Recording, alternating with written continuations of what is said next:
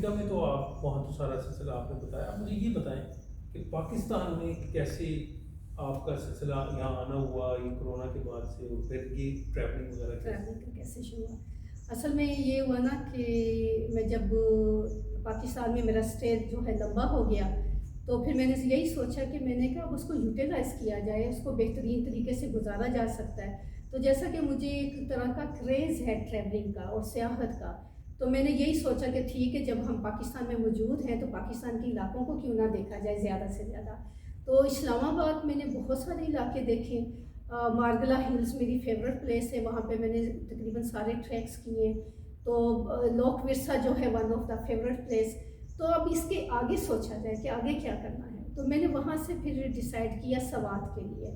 تو یقین کریں کہ اس وقت میرا کوئی پلان نہیں تھا کہ میری ڈیسٹینیشنز کہاں ہیں، کتنے دن کا سفر ہے اور میں نے کہاں سے کہاں تک جانا ہے۔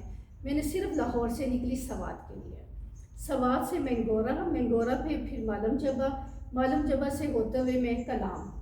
تو کلام میں جا کے جو ایک اٹریکشن تھی اور ایک جو مجھے ہمیشہ فیل ہوتا تھا کہ یہاں پہ کوئی یقیناً بہت ڈفرینٹ انوائرمنٹ ہے تو وہاں پہ ضرور جایا جائے۔ تو مجھے اتفاق سے بڑی اچھا ہوٹل مل گیا تھا جہاں کے مینیجر تھے فقیر صاحب، بڑے کیئرنگ اور بڑا اچھا طریقے سے انہوں نے مجھے گائیڈ بھی کیا وہاں پہ۔ تو وہاں کی جو زبردست جگہ تھی، میں نے جو ٹریول کیا وہ تھا گرین پوائنٹ۔ کافی ہائٹ کے اوپر ہے وہ جگہ، اور وہاں سے آپ کو پوری وادی جو ہے وہ نیچے صاف نظر آتی ہے۔ اور جو دریا ہے جس کو پیچھے تو دریائے کابل کہتے ہیں اور پھر آگے وہ سوات میں مل جاتا ہے، تو بہت خوبصورت دکھائی دیتا ہے۔ لیکن اتفاق سے جب میں وہاں پہنچی گرین پوائنٹ پہ تو اس وقت بہت تیز ہوا تھی اور بہت زبردست ہوا کے جو بولتے ہیں نا تند و تیز قسم کی ہوا۔ تو وہاں پہ کنارے پہ آگے پہاڑ کے نیچے تک جانے میں، کھڑے ہونے میں بھی مشکل ہو رہی تھی، لیکن جتنا ٹائم بھی گزارا جا سکا وہ بہت انجوائیبل ٹائم تھا۔ اس کے بعد یہ ہوا کہ میں نے نیکسٹ ڈے میں ہی گاڑی بک کی۔ وہاں پہ ایک جگہ ہے بلو واٹر پوائنٹ، لیکن اتفاق سے یہ ہوا کہ میں گئی تقریباً آفٹرنون میں، تو جاتے جاتے بھی مجھے تقریباً شام ہونے والی تھی، اور اس وقت وہاں کوئی نہیں تھا۔ ایک چھوٹا سا کھوکھا تھا جہاں سے انہوں نے مجھے چائے کی آفر کی، اور ڈرائیور تھا گاڑی والا۔ تو میں وہاں آرام سے وہ جوتے اتارے میں نے اپنے، وہ چارپائی آدھی پانی میں آدھی خشکی پہ، تو میں پانی میں اتر گئی۔ میں تقریباً بیچوں بیچ دریا کے کھڑی، اور میں نے آگے کی طرف دیکھا تو پورا جنگل، اونچے لمبے چنار کے درخت اور گہرے سائے ہو رہے تھے اس وقت، اور میری ایک سائڈ پہ بلند و بالا پہاڑ۔ تو یقین کریں اس وقت جو میری کیفیت ہوئی، مجھے لگا کہ میں نے جیسے زور زور سے رونا شروع کر دینا ہے یا میں نے چیخنا شروع کر دینا ہے۔ مجھے بالکل احساس نہیں تھا کہ میں کوئی کسی دنیا میں بھی میرا وجود ہے۔ مجھے صرف یہ پتا تھا کہ میں جنگل کے چاروں بیچوں بیچ ٹھنڈے یخ پانی میں کھڑی ہوں۔ وہ ایک امیزنگ تجربہ تھا میرے لیے۔ تو اس طرح کے جو یادگار واقعات ہیں وہ مجھے بار بار کھینچتے ہیں پھر کہ دوبارہ سفر پہ نکلا جائے۔ اچھا، یہ جو سیلانی ہوتے ہیں نا، مثلا جو ہم کہتے ہیں نا کہ یہ جو شوق ہے ایک تو بڑا مہنگا شوق ہے، اور یہ دنیا اور مافیا سے بیگانہ، بالکل، اور مسلسل طارٹ تو کہتے ہیں کہ یہ آوارہ گرد ہوتے ہیں، آوارہ گرد ہوتے ہیں، اور بڑے منظم آوارہ گرد ہوتے ہیں۔ اس میں منظم کیسے آئے گا یہ نہیں مجھے سمجھ آئی۔ میں نے پڑھا مستنصر چاچا جی کو، انہوں نے کہا ہے کہ منظم آوارہ گرد۔ منظم سے میرا مطلب یہ تھا کہ آوارہ گردی کے لیے بھی مطلب کہ آپ نے منظم کیا نا اپنے آپ کو، بغیر کسی پلان کیا نکلنے کی، بالکل ایسے جو مجھے بھی تجربہ رہا ہے یہ ناردرن ایریاز میں جانے کا۔ صحیح۔ تو میں یہ آپ نے جیسے گفتگو کری تھی الخطیب فورٹ اور بلطیق فورٹ وغیرہ، یہ سارا سلسلہ یہ اٹریکٹ کرتی ہیں اپنی طرف، اور نیچر اگر کسی کو اٹریکٹ نہ کرے تو وہ نہ آرٹسٹ رہا نہ ادیب رہا۔ بالکل صحیح بات ہے۔ آپ مجھے بتائیں کہ لکھنا کا خیال کیسے آیا؟ یہ تو ٹریولنگ آپ کرتی رہی ہیں، ہم آگے بات بھی کرتے ہیں، تو لکھنے کا خیال کیسے آیا؟ لکھنے کا خیال اس طرح سے ہے کہ میں اپنے اسکول ٹائم پہ لکھتی رہی ہوں، ٹھیک ہے۔ کبھی یہ ہوا کہ گرلز گائیڈ ایسوسی ایشن سے وابستہ تھے تو ان کے لیے کوئی میگزینس کے لیے آرٹیکل لکھ لیا، اپنی اسکول کے لیے تقاریر کرتے تھے تو وہ خود لکھتے تھے، اپنے چھوٹی میری 3 بہنیں مجھ سے چھوٹی ہیں ان کے لیے کہانیاں خود لکھا کرتی تھی۔ تو اس طرح سے ایک سلسلہ تو تھا میرے اندر، بچپن سے ہی وہ جراثیم تھے، ہاں جراثیم تھے. لیکن ایک میں نے کہا نا جب ساؤتھ افریقہ شفٹ ہوئے ہیں تو ایک رابطہ سا ٹوٹتا ہوا محسوس ہوا. اور ابھی جب میں کلام میں بیٹھی ہوئی تھی اور میرے سامنے بلند و بالا پہاڑ، اور میں نے جو اپنی پہلی تحریر پہلی لائن لکھی وہ یہی لکھی تھی کہ کلام کے بلند و بالا فلک شگاف پہاڑ کے سامنے بیٹھ کر لکھنے کی جسارت کر رہی ہوں. یہ میری پہلی لائن ہے اس سفر نامے کی.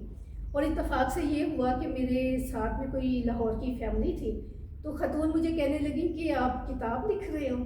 تو میں نے بغیر سوچے سمجھے کوئی پلان کیے بغیر کہا جی کتاب لکھ رہی ہوں. اس کا نام کیا ہے؟ تو وہ بھی بالکل اچانک بے ساختہ نکلا، اپنے دیس میں اجنبی. اور وہ آخر تک پھر کتاب کا نام بھی وہی رہا. اور اس طرح سے میں جو نوٹس لیتی رہی سارے سفر کے دوران، وہ پھر میں نے جب میں واپس مری میں پہنچی ہوں تو میرے ذہن میں یہی تھا کہ اب اس کو کمپوز کیا جائے اور اس کو کوئی شکل دی جائے. بس وہاں سے یہ قدم جو سٹیپ تھا آگے بڑھا اور یہ کتاب. یعنی سولو ٹریولر سے آپ کنورٹ ہو گئی، ٹرانسفارم ہو گئی ایک رائٹر کی طور رائٹر کی ایسے سے یہ کتاب. جی میں یہ کہنے لگی تھی کہ یہ صرف آپ کی ذرا نوازی ہے اگر آپ کہہ رہے ہیں رائٹر. تو اپنے دیس میں اجنبی، یہ دیکھیں جی یہ رابعہ خان کی پہلی کتاب ہے، پہلی کتاب ہے. اور پہلی یہ جو ہے تھوڑا سا اس کا انتصاب جو ہے وہ بتائیں. جی اس کا اس طرح سے ہے کہ آپ کے لیے آپ کے والدین ہی سب کچھ ہوتے ہیں. تو انتصاب بھی میرا والدین کے نام ہی ہے کہ جن کی محنتوں اور کاوشوں کا اندازہ مجھے صرف خود ماں بن کر ہوا. یقین کریں ہم اپنے ماں باپ کو ایز اے گرانٹیڈ لیتے ہیں، لیکن جب میں خود ماں بنی تو مجھے پتہ چلا کہ یہ اتنا آسان کام نہیں ہے. تو اللہ پاک میرے والدین کے درجات کو بلند فرمائے، آمین. اور میرے دونوں بیٹوں کے نام محمد وقار اور محمد سعد، جو کہ میری کل کائنات ہیں اور جنہوں نے مجھے جینے کا حوصلہ دیا. یقین کریں زندگی میں بہت ساری مشکلات بہت سارے چیلنجز آتے ہیں، لیکن اگر آپ کے بچے ہوں ساتھ تو آپ کا فوکس سارا اپنے بچوں پہ رہتا ہے کہ ان کی خاطر. کچھ اور سنانا چاہیں گے؟ اچھا شور، کیوں نہیں، میں ساری کتاب پڑھ سکتی ہوں آپ کے لیے. میرا اصل میں اس میں 2-4 چیپٹر ہیں جو مجھے کافی پسند ہیں، لیکن میں چونکہ خود بھی ایکٹیوسٹ ہوں، NGOs کے ساتھ کام کرتی ہوں، اس حوالے سے کشمیر کے ساتھ میرا بڑا قریبی تعلق ہے. تو میں تھوڑی سی 2-4 لائنیں، سارا تو نہیں، کچھ شیئر کرتی ہوں آپ کے ساتھ. شکریہ جی. ایک طرف تو ماؤنٹ بیٹن نظام حیدرآباد پر دباؤ ڈال رہا تھا کہ حیدرآباد کا الحاق ہندوستان سے ہونا چاہیے، کیونکہ ریاست کو چاروں طرف سے ہندوستانی علاقے گھیرے ہوئے تھے. حیدرآباد کے لیے سمندر تک کا کوئی راستہ نہ تھا. انگریز وائسرائے کو حیدرآباد کے بارے میں تو یہ جغرافیائی حقائق دکھائی دے رہے تھے، لیکن کشمیر جو جغرافیائی، تہذیبی، ثقافتی، مذہبی ہر اعتبار سے پاکستان کا حصہ تھا، 85% کشمیری مسلمان تھے، وہاں اسے یہ حقائق نظر نہیں آ رہے تھے. جبکہ کشمیر میں روز جلوس نکل رہے تھے اور پوری وادی میں کشمیر بنے گا پاکستان کے نعرے گونج رہے تھے. دوسری طرف ماؤنٹ بیٹن یہ بیان دے رہا تھا کہ ہندوستان کی افواج آنن فانن کشمیر میں طیاروں کے ذریعے اتار دی جائیں گی. سارا بندوبست ہو چکا ہے. آج 73 سالوں کے بعد میں دریا لائن آف کنٹرول کے اس کنارے پر کھڑی ہوں جو آزاد کشمیر میں ہے، اور دوسرے کنارے کو حسرت سے دیکھ رہی ہوں جو صرف چند گز کے فاصلے پر ہے، لیکن وہاں قدم رکھنے کی اجازت نہیں ہے کیونکہ وہ مقبوضہ کشمیر ہے. ہندوؤں کے حامی ماؤنٹ بیٹن کا کیا گیا بندوبست مقبوضہ کشمیر. جی امتیاز. بہت اچھا، بہت اچھا لکھا. شکریہ جی، شکریہ. اچھا اب مجھے یہ بتائیں کہ یہ تو آپ کی کتاب بھی آ گئی ہے اور ہمیں ایک سولو ٹریولر سے جو ہے ایک رائٹر میں کنورٹ ہوتی جو ہے ایک خاتون، امید ہے انشاءاللہ. اور اب مجھے یہ بتائیں کہ نیکسٹ کیا پلان ہے آپ کا؟ ابھی نیکسٹ یہ ہے کہ جیسے میں 4 مہینے پہلے امتیاز دوبارہ ٹریولنگ پہ تھی، تو میں نے شمالی علاقہ جات جس میں جو پرومیننٹ ہے جس کو میں ریئلی ہائی لائٹ کرنا چاہتی ہوں، راکا پوشی کا سفر، دیو سائی کا سفر، وہاں سے میں اسکردو نکل گئی تھی، اور استور، تو یہ جو ہیں، اور آپ کے ہیں وادی یاسین، فنڈر، چترال روڈ، یہ میرے جو ہیں بڑے پاپولر ٹریولنگ رہی ہے۔ ایک تو یہ ہے کہ میں اس کے اوپر دوبارہ لکھنے کی کوشش کر رہی ہوں، ٹھیک ہے، اپنی ٹریولنگ کے حوالے سے، اور اس کے بعد یہ ہے کہ ابھی میرا رمضان کے بعد انشاءاللہ پورا ارادہ ہے کشمیر میں کم از کم 10-15 دن گزارنے کا، اور میری خواہش ہے کہ میں بلوچستان کی طرف سفر کروں۔ بلوچستان کی سنا ہے کہ جو 8 جھیلیں ہیں، لیکس ہیں، ان کا مقابلہ دنیا کی کوئی جھیل نہیں کر سکتی، لیکن صرف پرابلم یہ ہے کہ ایک تو میں چاہتی ہوں کہ مجھے کوئی اسپانسرشپ ملے ٹریولنگ کے لیے، اور دوسرا میں یہ چاہتی ہوں کہ مجھے کوئی گائیڈ لائن ملے۔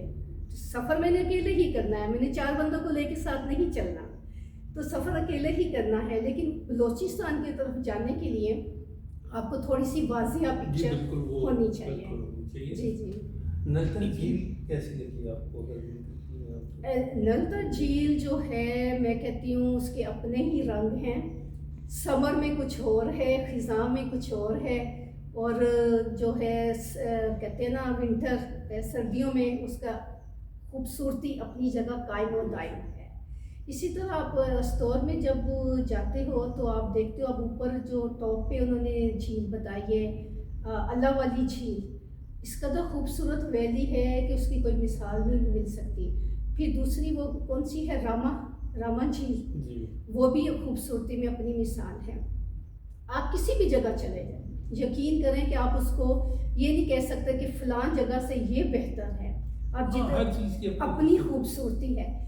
تھوڑی سی مجھے جو شکایت ہوئی اس دفعہ سفر کرنے کے دوران، شاید میں ایک جگہ پہ 8-10 دن رکتے ہوئے گئی تھی، اس میں یہ میں نے محسوس کیا کہ ہر علاقے کے جو لوگ ہیں وہ اپنے علاقے کو زیادہ کہتے ہیں نا پروموٹ کر رہے ہیں، جو کہ بڑی اچھی بات ہے، ایک پازیٹیو بات ہے، لیکن اس کے ساتھ جو منفی پہلو آتا ہے نا امتیاز، وہ یہ آ رہا تھا کہ جیسے مجھے گلگت کے لوگ، یا جیسے وادی یاسین کے لوگ، فنڈر کے لوگ، انہوں نے مجھے یہ امپریشن دیا، آپ حمزہ میں کیا کریں گی جا کے، وہ تو ایک آرٹیفیشل بنائی ہوئی چیز ہے، تو انہوں نے تو ایویں پروموٹ کیا ہوا ہے، جی خوبصورتی تو یہاں ہے، دیکھنے والی ہے۔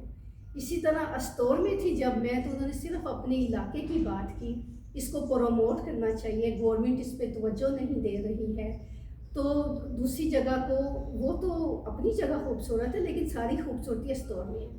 تو مجھے اس چیز پہ تھوڑا سا نا افسوس ہوا کہ ہم لوگوں کو جو سیاحت ہے، ٹریولنگ جو ہے، ایز اے پاکستانی لے کے چلنا پڑے گی کہ یہ پاکستان کے علاقے ہیں، یہ پاکستان کی خوبصورتی ہے، ہم صرف پاکستان کی خوبصورتی کو علاقوں تک محدود نہیں کر سکتے۔ بہت شکریہ، آپ نے ٹائم دیا، آپ کا شکریہ۔ آپ نے دیکھا کتنی اچھی گفتگو ہے، اور یہ سولو ٹریولر جو ہیں پاکستان کو ایکسپلور کر رہی ہیں نئے انداز میں، اور پھر اس کے اوپر ایک ٹریول لاگ، اس کے اوپر سفر نامہ بھی لکھ رہی ہیں، یہ بڑی اچھی بات ہے، ہم ان کے لیے دعا گو ہیں۔ نئے کسی پروگرام میں نئے ویڈیو کے ساتھ حاضر ہوں گے، اجازت دیجیے، اللہ حافظ۔